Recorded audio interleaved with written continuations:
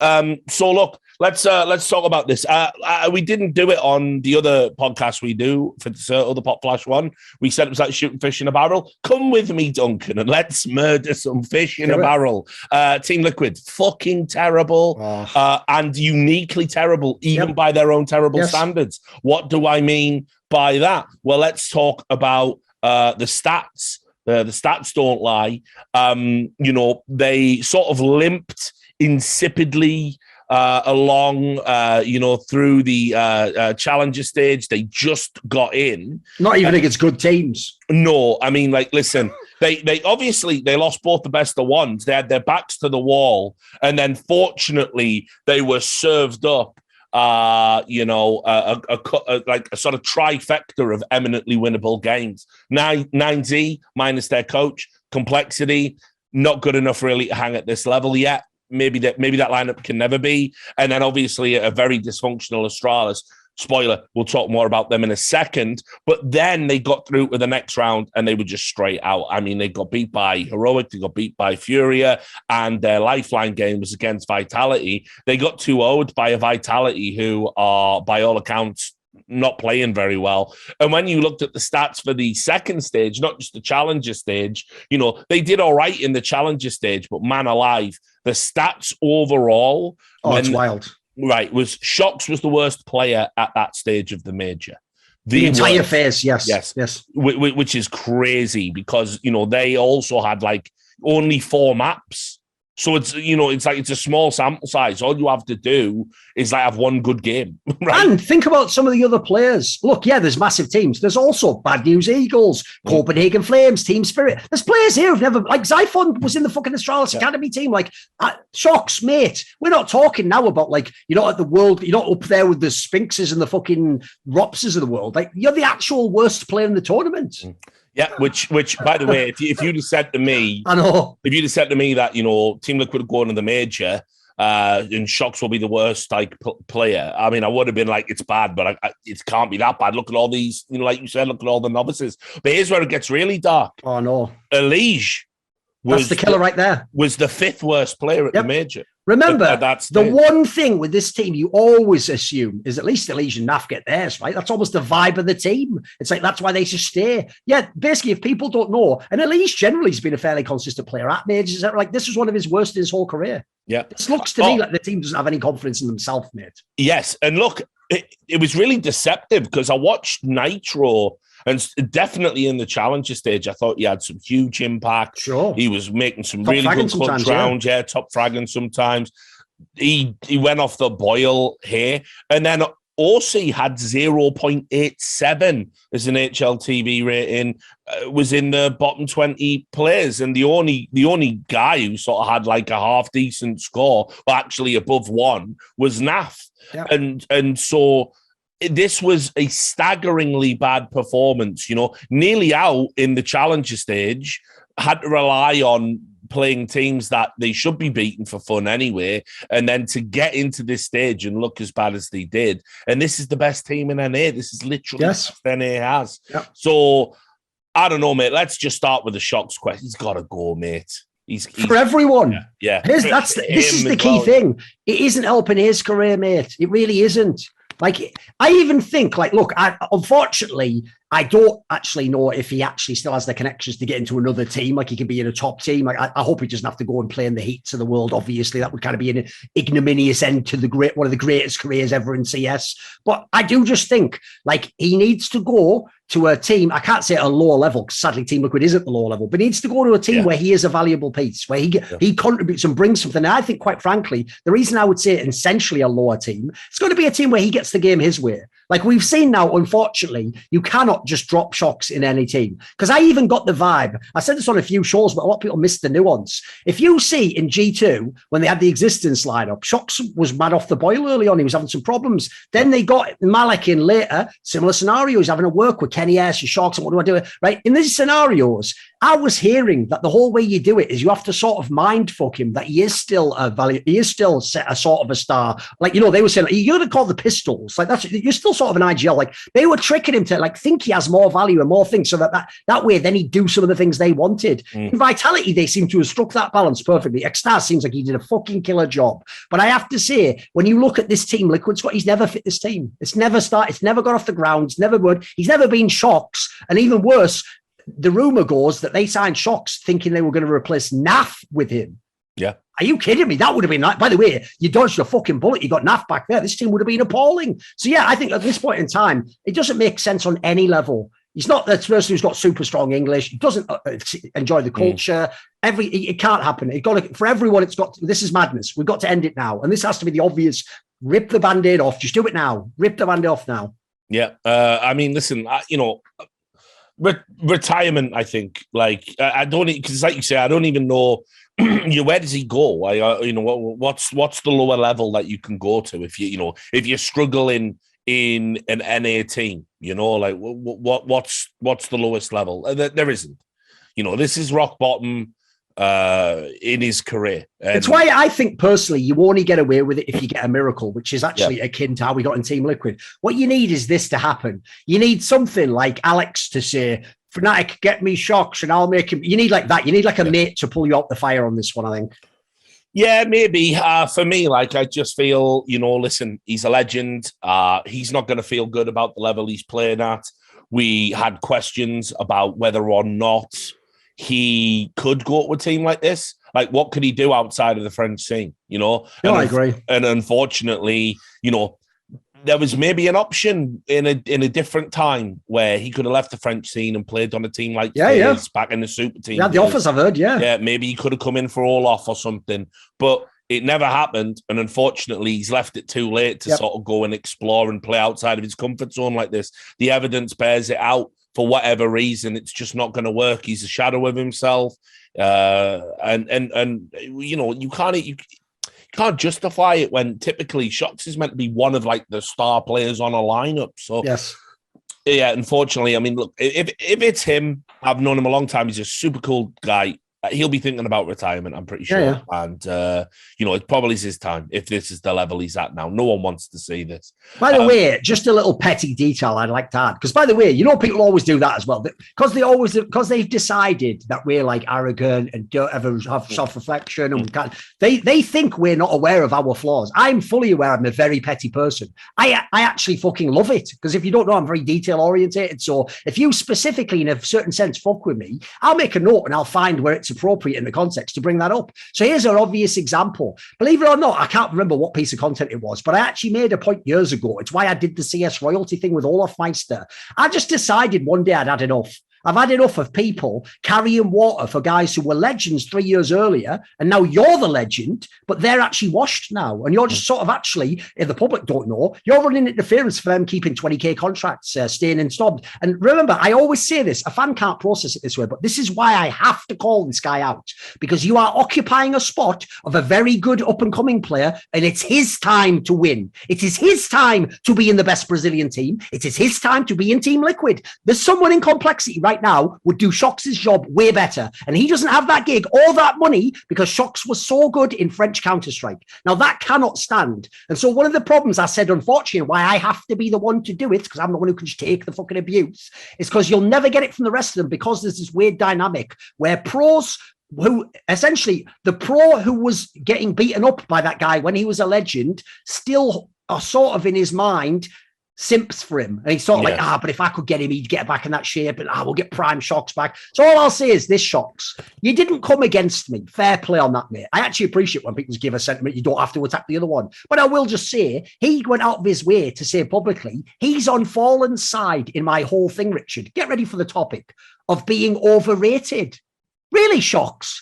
You're not in favour of legendary players being called out for being overrated when A, they're not good, B, they have no business beyond that team, and are you ready for C? They're getting paid way too much money.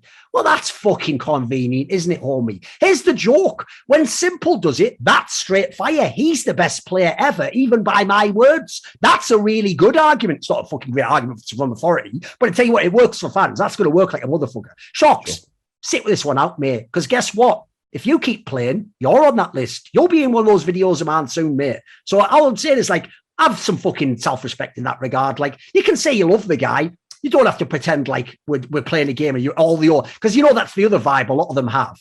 They all sort of believe that. They all believe like, those old guys could still compete, but it's just the bloody politics of the scene. It isn't. We watch you play the game, boys. You're just not as good anymore. I'm sorry. Yeah, yep. And look, you know, it's an interesting point because obviously, you know, Team Liquid, they realized that talent was thin on the ground in America, and they were looking for Europe. Shox wasn't even the first choice, I don't think. You know, they sounded out a lot of people. And so... All of whom, by the way, from what I've heard, have gone to teams that are good now. It actually seems like they were doing a good scouting job. They couldn't get anyone to sign, though. Yeah, well, I mean, why would you? You know, and so here's the reality. Look, I think it's a bit of a meme that EG have just signed like 2 academy teams when their main team probably couldn't beat any of their fucking academy teams. You know, but the reality is, if you want 15 people on a fucking, you know, under your umbrella, at least you might do something there to develop some talent, at least with things like the We Play League. Who knows what could happen in a year or two? It's forward thinking. What Team Liquid were doing was they were looking backward. They wanted something instant. They wanted somebody that was experienced and tenured, and unfortunately they crapped out. They picked, they got the tail end of a legend, but like I say, it's almost like it's like Cerrone in the UFC now, you know, like just please stop, like please. So that was the Liquid story. For some of our old foils, let's say, loads of good stuff to talk about. I mean, at least Liquid did get through the fucking challenger stage. Astralis didn't even do that. And by the way, what a perfect narrative of how exactly at the expense of a Liquid team, we've just spent all this time showing up. Come on. Mental, isn't it? And look, here's the thing. As we rightly identified, Nicola Nyholm, Lord of the Dark Arts, he got them a 3-1-0 win because they played the IHC Mongolian team in their best of one. So they're already up and running. They got Vitality next. That's like one of them where because, you know, there's all the psychology at play, former players going up against old players. It's a coin toss. They got battered in that. Then they beat MIPR, right? You're in touching distance. Just go close it. Team Spirit, who've been a revelation at this major. I'm not even going to not going to talk too much about them because, you know, I think they're going to win their next games. Still, I'm with you on that one, mate. Their players look unbelievable at this tournament. Yeah. Even the new ones that you've never heard of. It's not just Dexter even. That's the crazy part, isn't it? Pacy's finally, you know, come alive. So anyway, that's respectable, especially within the context of the tournament. But then you are given Liquid. You are given lowly Team Liquid. And you have the greatest psychological advantage ever over in the history of the game. Yes. If you can't win this one, that's like how many omens do you need that you're fucked? Do you have to walk under a ladder, have the crows come out? Like, fucking hell, mate. Like, at the end of the day, I'd just stay home. I'd lock myself in at that week. Like, mate, this was not for you, Astralis. This wasn't for you. And also, then even think about the way their team played. BlameF, as usual, gets his numbers. By the way, I've turned the corner on that. The problem with this is, if you're supposed to be the best team in the world, it's like Jame. Now I have to criticize things I think maybe you don't do and where the numbers are a little bit empty calories. If you're a team where I think you're shit as a team, you're really not that good. Actually, now I start to feel like, you know what? Give him his props. At least he plays. At least he does his fucking job. He's earned his contract. The rest of them, mate, everyone on that one, I'm so out on some of these players. BlameF was I think the top rated player in the challenge stage. It was mental. Like, you know, certainly was for like the first 2-3 days. Like, you know, at the end, he had 62 kills against Liquid as well. And by the way, I was making this point on the No Majors Club. I'll just repeat it here. All the people who were saying, it's BlameF, it's BlameF, it's BlameF, these are low impact kills, you don't understand what he does, right? Because he, like, put it this way, if you can guarantee a trade kill on a T side every time by baiting, you're a fucking god. You're a god, right? Like, it's as simple as that. You know, that is a skill. That was what the old Na'Vi used to do so well. I'm talking back in like the Edward days. The reason they were still a force, even with those older players on the roster, their trade fragging was absolutely mega. Yes. And so BlameF, he won't just trade for one. He'll get the next guy that fucking piece as well. He's so hyper aware of it. And when he's doing that lurking thing and he comes and he shoots 2 in the back and maybe a round's over, he pads his stats. But at the end of the day, he is the best player on this Astralis lineup right now in terms of relative to their role, right? He is doing everything right. He is doing everything You do. Oh, by the way, the roll angle's key as well. Here's what people forget as well. I was also critical because he was the IGL of complexity. So my angle went like this. It's like, well, which one are you? Are you the IGL? Because, by the way, complexity is not really that fucking super sick or anything. Or are you the fragger? In which case, isn't being the IGL helping yourself? Well, here's the difference. He passed the happy test. If people don't know, the reason happy, look, he was actually a very good player when it worked. But the reason why he wasn't like the superstar he appeared when he won MVPs is because when you made him not the IGL, it didn't work anymore. Suddenly, not having the sort of puppets on the death ball meant his lurking style didn't work. BlameF's style works in when he's not the IGL. That's why I say I've got to give it up to him as an individual player. That means he does have good decision making. He is putting himself in the right places. He's winning all his duels. He has a very consistent skill set. So yeah, that's the one part about Astralis. I don't have a problem with BlameF at all. I want him to be in this team. He might even, as I did on Twitter, it's basically him and Stown for best player in Denmark. Fair play. Astralis has sort of even looked out getting this guy. But everything else about Astralis, fucking hell. How much time we got? It was whack, wasn't it? Yeah. I mean, look, we can narrow it down and then we can use it to segue into talking about some rumors. Yeah. So look, I mean, here's the first thing. Like, config was good, but not mega. Yes. But I mean, the dead weight Xyp9x presents to this team. And listen, I don't even think Farlig played particularly poorly. He did, but the problem with him in general, mate, I have is it's almost like this is why it might have in the end been genius to get Lockie, because in my brain, of course, I compare him to Lockie and he's obviously an upgrade and he's an experienced player. But here's the other problem: you did used to have Device in that spot, so you are used to your AWP being mega impact. He's not a superstar player. Let's be real. Like, he's not a right player. He's an average. I would say he's an average tier 1 AWP. You know. But let's also say this: like, so I think it have a lot of impact on the AWP in Vertigo. You really have to be a mega AWPer. Yes. And also an ancient, it's not really an AWPer's paradise. It's hard as fuck, yeah. But I mean, look, so just to compare, right? So they lost 16-14 on Vertigo to Team Liquid, right? Which was, slightly promising in a way over the course of the series because, that was Liquid's pick. BlameF, 40 kills in a regulation game, 40 kills. I think that's the record at the major. Yeah, it is. 40 kills. Because the old was the Megas 37 or whatever. So yeah, that's a record. You can't fuck with that. Yeah, 40 kills and 20 deaths, right? Xyp9x, 9 for 22. That's like some fucking Fifth Lauren meme level shit. That's mental. Yeah, and so don't ever tell me that he was not the big difference here as to why there wasn't Astralis in the later stages of the tournament. Farlig, this was a hard series for him. I don't hate him as a pickup. He was an upgrade from Lucky. But listen, Xyp9x has got to fucking go. We saw all the Valde stuff break over the course of the major. I don't believe in coincidences in the Danish scene. It's dirty as fuck. Yep. And anything flies out there right now. Forget it, Jake. It's Chinatown. You know what I mean? And Valde said, like, he wants to win titles. He's given as much as he wants to give to OG. And OG, when Astralis went out, even tweeted, we should give Valde to Astralis for charity. That was ridiculous when they did that. Like, when would that even be a meme? You know what I mean? Yeah. And by the way, here's a quick detail I'll just weave in quickly. All I'll say is this. Remember good old Nicola Nyholm calling out all the players on Astralis saying, I want you to be in my office to explain if you knew about this cheating or not. Right, here's you, Nicola Nyholm. Here's a mirror I'm going to hold up to you. If the coach you did hire, cheating bug, you don't even have him as your coach anymore. You've just got rid of him completely. Zonic apparently has a thing where he hasn't reported it. It's looking bad already, mate. And who was the guy who was supposed to bridge the gap between Zonic and Ave? Hunden, one of the most egregious cases. Homie, just because Trace hasn't even been in the game, I feel like he's probably safe. Do you just exclusively work with cheaters? My joke is, because this really is how these teams seem to operate, you're just pissed off they cheat for the other team. You just want them to cheat for your team. Like, where is your fucking moral standard? What the hell is that? So anyway, that's just something I thought I'd weave in, because if you're going to take the moral high ground, someone's going to call your shit out. And listen, I like the addition of Trace. We even said that too, right? Sure. Get rid of Ave and fucking, bring Trace in, make it permanent. They did. Fair dues, like you say as well. No chance. People might not even know this dude. He even has a cool storyline. So when I did, people might know he was going to come in a CSGO when they were going to do that team before Zonic became the original Astralis coach. They were going to make MTW again, remember? The old classic lineup. And so he was playing in that, right? Then after that, like a year later or something, I did a reflections interview with him. And obviously I'm just thinking, your career's over, we're doing the interview. And at the end of it, he says something like that he's trying to be a player again.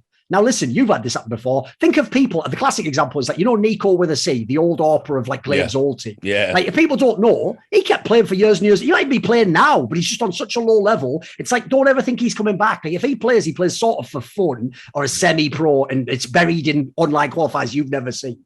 Trace did that for a few years, dude, thinking he could get back individually. He didn't make it. And so now recently he's transitioned to coach. So I actually think, no joke, this is the opposite of what normally happens in esports. Normally, like Ave, you go, hey, you used to be a legend at a different game, walk right in the door, and here's a top gig, see if you can do it. He's actually earned his way back. He has done the hard grind from zero back up. I respect that. I don't know how good he is as a coach yet, but I respect that. You deserve a shot, actually. That's a rare, like, cool Astralis story, I think. Yeah, totally agree. And like you say, he was always someone I fucking used to love watch play. Oh, one of the best ever, yeah. Yeah, back in the day. So good to see him back in the scene. And also, by the way, he's still the same guy. He's still got that passion. Like, every time they're on the camera on him, he's animated, he cares, he's invested. He's not, I get the vibe he ain't there for a paycheck. He's also not a fuckboy. Like, I'll tell you what, he was I won't say anything he's told me, but he was a guy where I got the sense he didn't like some of the things Astralis gets up to and whatnot. So I also get the sense he's there to do his job, mate. He's not there to just fucking get the money, like you say, and be popular or whatever. Yeah, totally. And you know what?